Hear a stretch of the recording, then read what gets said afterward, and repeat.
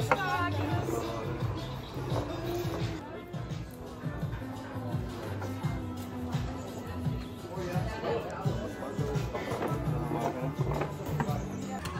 Mugarokai, tu vakar tokį vaibą pagavai, tokį savage buvai.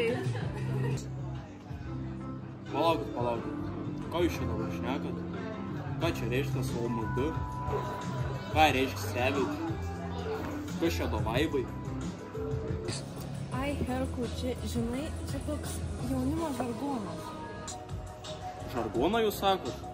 Kam ta svetimybė? Mes ir lietuviškai gražiai šnekam. Na, Herku, pasaulis keičiasi, viskas juda taip greitai, mes daug laiko praleidžiam internete, bendraujam su kitataučiais, tai žodžiai savaime į mūsų kalbą įsilieja.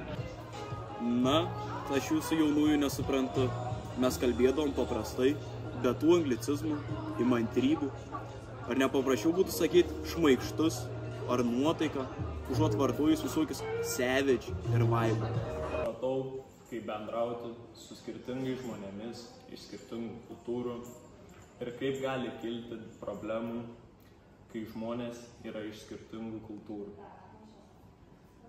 Tobulinau savo užsienio kalbų žinias ir truputį išmokau kitų kalbų, kurios praplėtė mano bendravimo galimybės.